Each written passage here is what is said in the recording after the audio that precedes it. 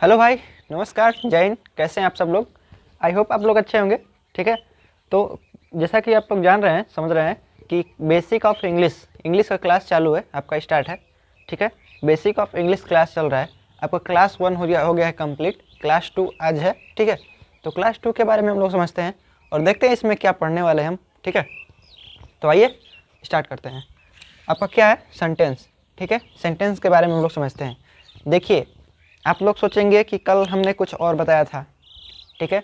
कल बताया था कि लेटर मतलब कि आपका इंग्लिश लैंग्वेज कैसे बनता है। ठीक है। तो उस बताया था कि हम लेटर के बाद वर्ड्स, वर्ड से फिर आपका फ्रेजेस बनते हैं, फिर से क्लॉजेस, क्लॉजेस से आपका सेंटेंसेस। ठीक है।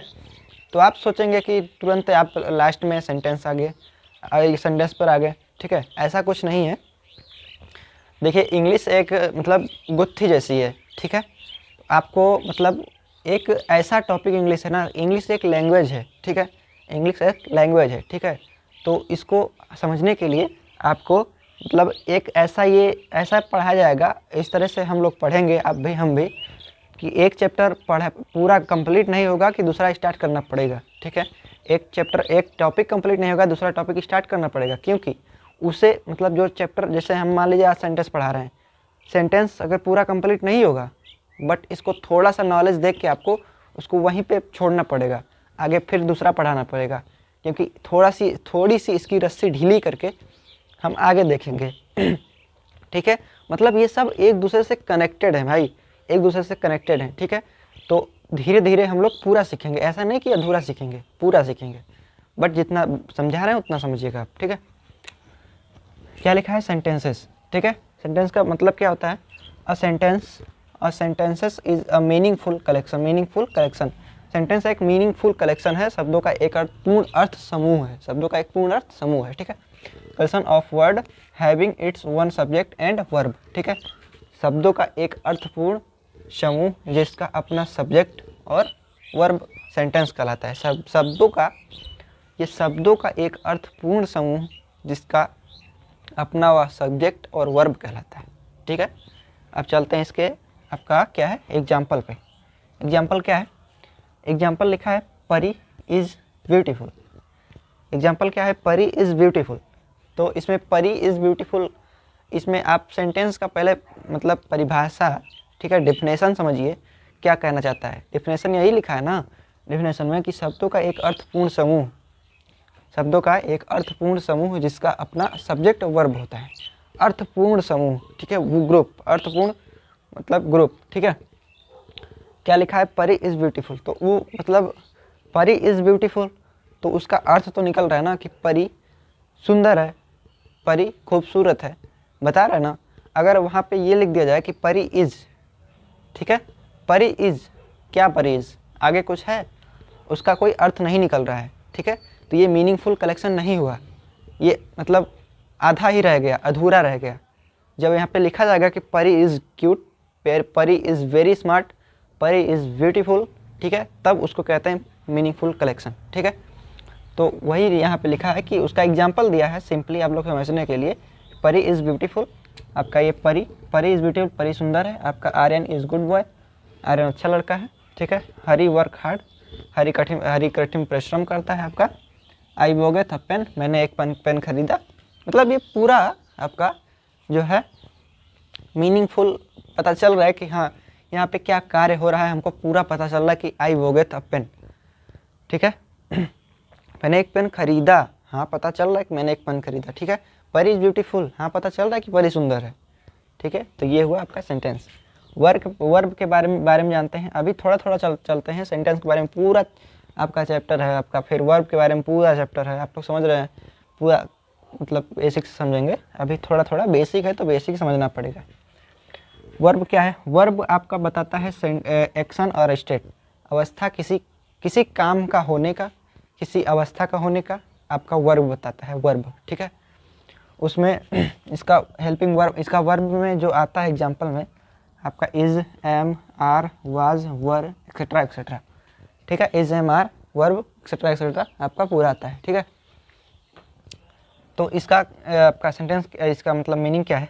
It expresses an action, doing, करने की, और एन इवेंट, किसी कार्य का होना और स्टेट, ठीक है, किसी अवस्था, मतलब इट एक्सप्रेसेस एन एक्शन, किसी काम का होना, ठीक है, एन इवेंट, किसी इवेंट का होना, ठीक है, और अ स्टेट, किसी अवस्था का होना, किसी कार्य का होना, किसी इवेंट का होना, किसी अवस्था का होना वर्ब कहलाता है, ठीक है, समझ गए। अब एग्जाम्पल देखते हैं हम लोग, एग्जाम्पल अभी पता चल जाएगा एग्जाम्पल से आपका। लिखा है क्या, Mahi is an teacher, Mahi is an teacher, क्या लिखा है, माही इज एन टीचर, इसका मतलब क्या हुआ, माही इज एन टीचर, माही एक शिक्षक है, ठीक है, माही एक शिक्षक है, तो क्या है, माही एक शिक्षक है, ठीक है, तो आपका माही एक शिक्षक हो गया, तो माही क्या हो गया आपका, माही, माही आपको यही इसका मेन मतलब पूरे सेंटेंस में सब्जेक्ट क्या है, तो ये माही आपका सब्जेक्ट है, ठीक है। और माही को क्या बोलते हैं, नाम, किसी नाम को हम क्या बोलते हैं, कल आपको बताए थे हम, किसी नाम को आप क्या बोलते हैं, नाउन, किसी नाम को हम नाउन बोलते हैं, नाउन, ये क्या है, मार्कर है, ये क्या है, मार्कर है, ये नाउन है, ठीक है, ये माइक्रोफोन क्या है, ये नाउन है, ठीक है, ये टी शर्ट नाउन है, ये वॉच नाउन है, ठीक है, ये व्हाइट बोर्ड नाउन है, दुनिया में जितनी भी सारी चीज़ें हैं नाउन है, ठीक है, और उसकी जगह पे प्रयोग होने वाली प्रोनाउन है, तो ये नाउन हो गया, माही क्या है, आपका नाउन है। इज क्या है, वर्ब है, बोले थे ना, is, am, are, was, were, etcetera etcetera, जो जो भी आए, बीन, हैव बीन, जो भी हो, ठीक है, आपका वर्ब है, वर्ब। एन एक आर्टिकल होता है, अभी आप आगे चल के समझेंगे, ठीक है। टीचर क्या आपका ऑब्जेक्ट हो गया, टीचर आपका क्या हो गया, ऑब्जेक्ट हो गया, ठीक है भाई। तो एक एग्जाम्पल ये हो गया, और क्या लिखा है दूसरा, Ram is an engineer, Ram is an engineer, Ram आपका क्या हो गया, पूरे सेंटेंस के हिसाब से सब्जेक्ट, और आपका वो यह क्या है, नाउन है, इज क्या है, वर्ब है, एन आर्टिकल है, इंजीनियर क्या है, ऑब्जेक्ट है, ठीक है। तो Ram is an engineer, Ram एक इंजीनियर है, अभियंता है, ठीक है। Sonu is reading a book, Sonu क्या है, आपका सब्जेक्ट भी है, ठीक है, नाउन भी है, ठीक है। इज क्या है, आपका वर्ब है, रीडिंग अ बुक,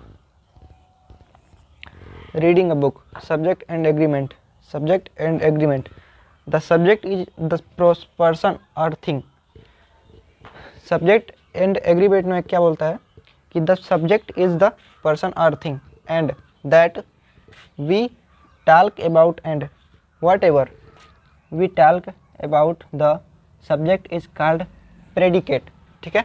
तो यहाँ पे लिखा है सब्जेक्ट एंड अरेंजमेंट, सॉरी यहाँ पे अरेंजमेंट नहीं होगा, यहाँ पे प्रेडिकेट होगा, तुम सोच रहे हैं कि सब्जेक्ट एंड प्रेडिकेट,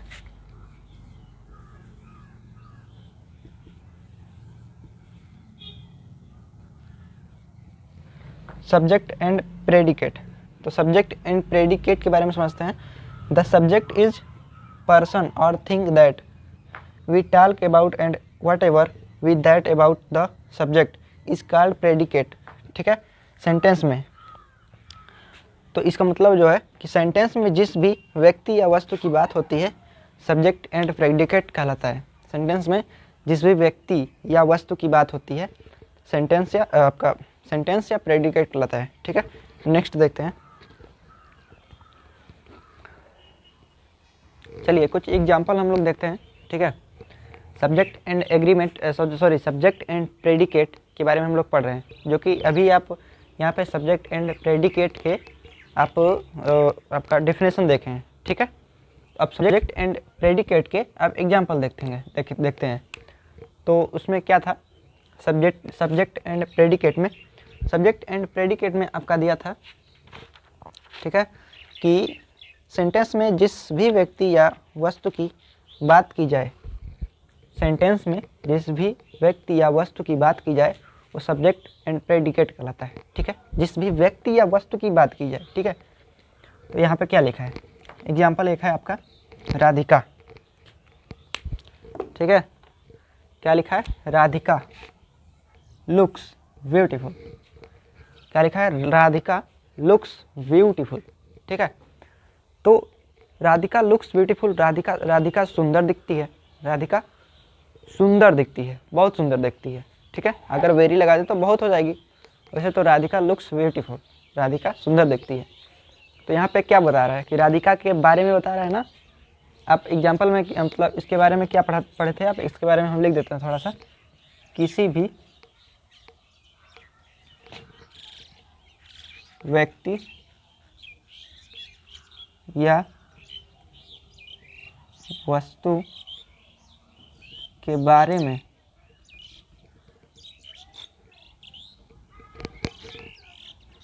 बताता है, ठीक है।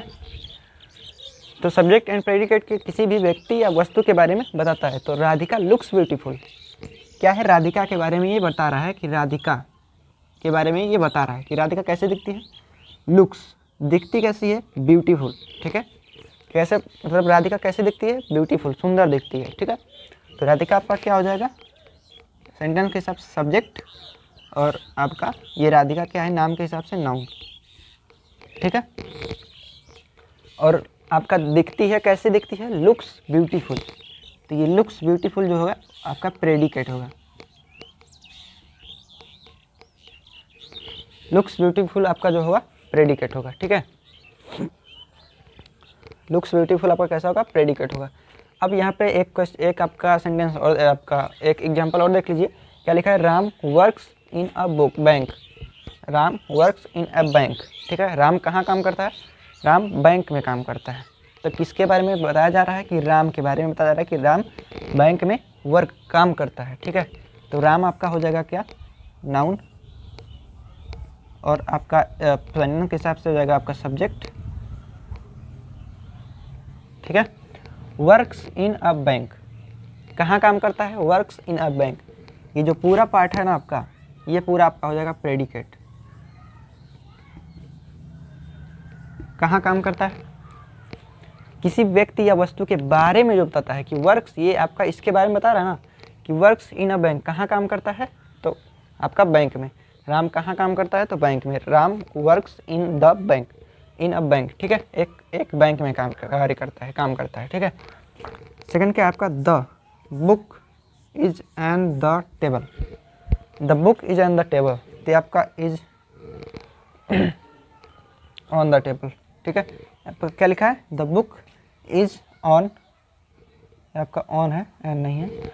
The book is on the table, book कहाँ पे है, रखी है, टेबल पे रखी है। बुक कहाँ पे रखी है, कोई पूछे मतलब कि बुक कहाँ पे रखी है, ठीक है, तो वो टेबल पे रखी है। प्रेडिकेट, सब्जेक्ट एंड प्रेडिकेट यही बताता है कि किसी भी व्यक्ति या वस्तु के बारे में बताता है कि कहाँ पे, कैसे, कहाँ पे, कैसा है, यही सब बताता है, ठीक है। तो वही बता रहा है कि बुक कहाँ पे रखी है, टेबल पे। द बुक आपका हो जाएगा सब्जेक्ट, ठीक है। आपका बुक हो जाएगा नाउन, ठीक है। इज आपका हो जाएगा वर्ब, इसके बारे में ये आर्टिकल है, इसके बारे में हम बाद में बताएंगे, ठीक है। टेबल आपका हो जाएगा, और कहाँ पे रखी है, इज ऑन द टेबल, ठीक है, इज ऑन द टेबल। तो ये आपका पूरा हो जाएगा क्या, प्रेडिकेट। ये आपका पूरा हो जाएगा प्रेडिकेट, ठीक है। तो इसके बारे में आप समझे, सब्जेक्ट एंड प्रेडिकेट। अभी ये पूरा नहीं है, सब्जेक्ट एंड प्रेडिकेट का पूरा चैप्टर ही है। सोच लीजिए कि एक टॉपिक में आप कुछ इतना सीख रहे हैं तो पूरा चैप्टर में कितना होगा, ठीक है। तो उसके बारे में हम लोग जानेंगे। अभी थोड़ी थोड़ी हल्का हल्का ऊपर ऊपर पढ़ते हैं। वर्ब क्या है, वर्ब में आपका दो होता है। बताया था कि वर्ब एक्शन को बताता है और स्टेट को बताता है। तो एक्शन क्या है, एक्शन आपका, एक्शन जो है सब्जेक्ट भी को भी कहते हैं, एक्शन को सब्जेक्ट भी कहते हैं, ठीक है। एक्शन सब्जेक्ट भी बताता है। और स्टेट क्या है, स्टेट क्या है, स्टेट को प्रेडिकेट भी कहते हैं, जो कि जिसके बारे में बताता है। स्टेट क्या है, जिसके बारे में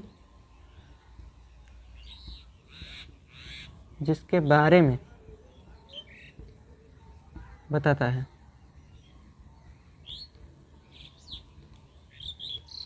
ठीक है। इसे प्रेडिकेट भी कहते हैं।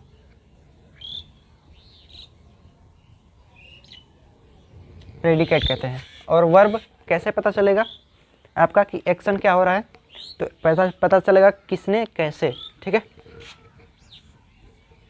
किसने और कैसे, ठीक है। किसने, कैसे, तो आपका वो जो वर्ब वर्ब होता है दो टाइप मतलब बताता है, एक एक्शन और एक स्टेट। एक्शन में सब्जेक्ट भी आ जाता है, ठीक है, और स्टेट जिसके बारे में चर्चा किया मतलब जिसके बारे में जो बताता है वो प्रेडिकेट भी कहलाता है, और स्टेट आपका वर्ब की पार्ट है, ठीक है। और देखते हैं इसके बाद नेक्स्ट, चलिए देखते हैं आपका कुछ वर्ब के बारे में, ठीक है। वर्ब के बारे में देखते हैं हम लोग। वर्ब मेनली टू टाइप का होता है, ठीक है। वर्ब मेनली टू टाइप का होता है, हेल्पिंग वर्ब, मेन वर्ब। आपको कॉमनली पता होगा, ठीक है, कॉमनली सबको पता होता है कि वर्ब टू टाइप का होता है, main verb, helping verb, main verb, ठीक है। तो आपका जो हेल्पिंग वर्ब है, सॉरी आपका जो मेन वर्ब है, ठीक है, पहला पॉइंट नोट कीजिएगा कि जो आपका मेन वर्ब है, ठीक है, तो जो आपका मेन वर्ब है, ठीक है, इसके पहले इसके बारे में बताते हैं। फर्स्ट ये, सेकेंड ये। हर सेंटेंस में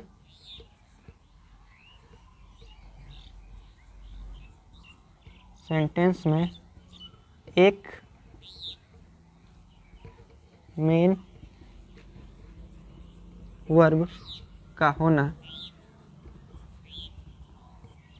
मोस्ट इम्पोर्टेंट है और होना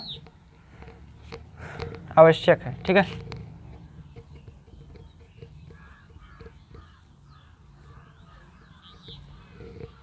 और ज़रूर ही होता है, ठीक है। हर सेंटेंस में एक मेन वर्ब का होना ज़रूरी होता है, ठीक है, आवश्यक है। और आपका सेंटेंस में आपका ये क्या है, ये सेकंड आपका था, सॉरी ये फर्स्ट था आपका, फर्स्ट आपका क्या था, मेन वर्ब। मेन वर्ब के बारे में बता दिए, हर सेंटेंस में एक मेन वर्ब का होना आवश्यक है। सेकंड आप देखते हैं, सेकंड क्या है कि हर सेंटेंस में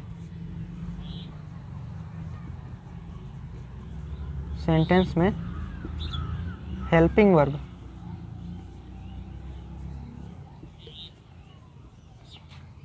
हो यह जरूरी नहीं है। इट मीन्स जरूरी नहीं है, हो भी सकता है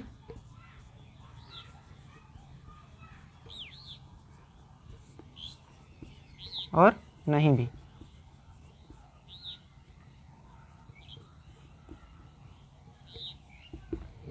ठीक है।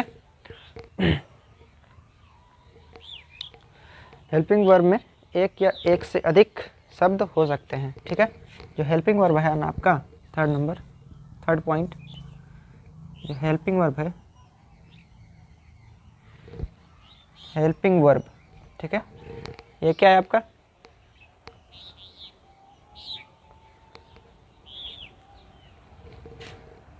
हर सेंटेंस में एक मेन वर्ब का होना आवश्यक है, ठीक है। हर सेंटेंस में एक हेल्पिंग वर्ब हो या हो यह जरूरी नहीं है, ठीक है, हो भी सकता है और नहीं भी हो सकता है। क्लियर है पॉइंट।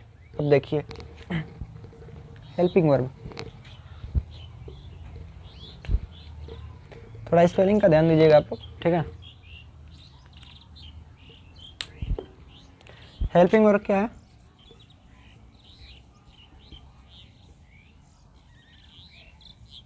हेल्पिंग वर्ब एक या एक से अधिक शब्द हो सकते हैं, ठीक है, एक या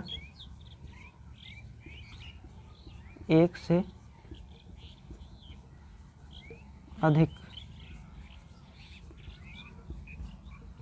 शब्द हो सकते हैं, ठीक है। तो इतना आपने समझा। वर्ब मेनली टू टाइप के होते हैं, वर्ब मेनली आपका टू टाइप का होता है, हेल्पिंग वर्ब, ठीक है, main verb, helping verb, main verb, helping verb, ठीक है। आपका मेन वर्ब में क्या है, मेन वर्ब आपका हर सेंटेंस में एक मेन वर्ब का होना आवश्यक है। हर सेंटेंस में एक हेल्पिंग वर्ब का होना आवश्यक है और हर सेंटेंस में एक हेल्पिंग वर्ब का होना आवश्यक नहीं है, ठीक है, हो भी सकता है नहीं भी हो सकता है। हेल्पिंग वर्ब का होना आवश्यक नहीं है, हर किसी सेंटेंस में हेल्पिंग वर्ब का होना आवश्यक नहीं है, हो भी सकता है और नहीं भी हो सकता है। और जो हेल्पिंग वर्ब है आपका थर्ड पॉइंट, जो हेल्पिंग वर्ब है आपका एक सेंटेंस में एक से अधिक भी होने की संभावना है, हो भी सकता है, नहीं भी हो सकता है, एक से अधिक भी होती है। ठीक है, तो यहाँ तक। और उसके बाद हम लोग देखते हैं क्या, उसके बाद देखते हैं हेल्पिंग वर्ब या ऑक्सिलरी वर्ब, उसको ऑक्सिलरी वर्ब भी कहते हैं। ठीक है, देखिए आपका हेल्पिंग वर्ब जो है ना, हेल्पिंग वर्ब 2 टाइप का होता है। अभी आप पढ़ें कि वर्ब कितने प्रकार का होता है। वर्ब आपका 2 प्रकार का होता है, 2 टाइप्स होते हैं, हेल्पिंग वर्ब, मेन वर्ब। अब हेल्पिंग वर्ब के बारे में देखते हैं हम लोग। हेल्पिंग वर्ब भी आपका 2 टाइप का होता है। हेल्पिंग वर्ब को आपका ऑक्सिलरी वर्ब भी कहते हैं। ठीक है, तो हेल्पिंग वर्ब 2 टाइप का होता है, एक प्राइमरी ऑक्सिलरी, एक मॉडल ऑक्सिलरी। ठीक है, एक प्राइमरी ऑक्सिलरी और एक मॉडल ऑक्सिलरी। ठीक है, अब इसके बारे में हम थोड़ा देखते हैं, हेल्पिंग वर्ब के बारे में।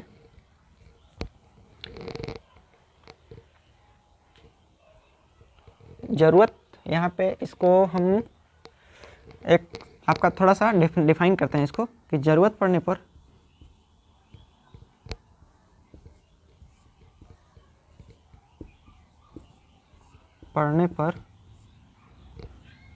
प्राइमरी ऑक्सिलरी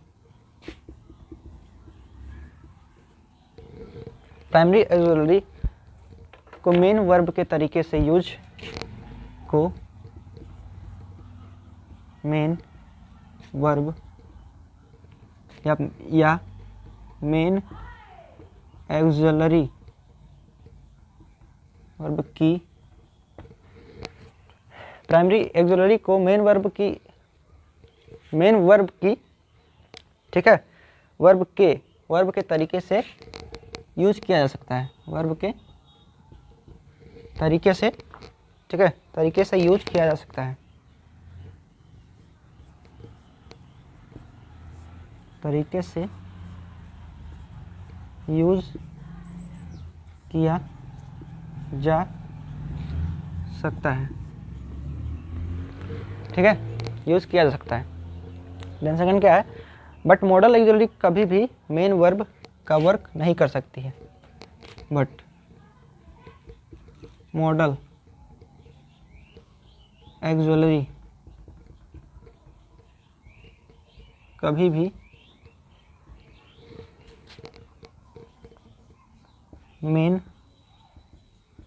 वर्ब या ऑक्सिलरी का वर्क नहीं कर सकती है। इसके बारे में हम समझते हैं क्या लिखा है, कि हेल्पिंग वर्ब 2 टाइप का होता है। ठीक है, एक प्राइमरी ऑक्सिलरी, एक मॉडल ऑक्सिलरी। अब यहाँ पे इसके बारे में क्या लिखा है, कि ज़रूरत पड़ने पर प्राइमरी ऑक्सिलरी को मेन वर्ब या ऑक्सिलरी के तरीके से यूज किया जा सकता है। प्राइमरी ऑक्सिलरी को मेन वर्ब के तरीके से यूज किया जा सकता है, बट मॉडल ऑक्सिलरी को कभी भी मेन वर्ब के तरीके से यूज नहीं किया जा सकता है। ठीक है, तो इसके बारे में हम लोग जान चुके। अब इसका देखते हैं प्राइमरी ऑक्सिलरी का कुछ इम्पोर्टेंट आपका रूल। ठीक है, चलिए देखते हैं कुछ प्राइमरी ऑक्सिलरी के बारे में। ठीक है, प्राइमरी ऑक्सिलरी आपका क्या है, सिंपली आपका प्राइमरी ऑक्सिलरी जो है ना, फर्स्ट रूल क्या है, बी के साथ इज,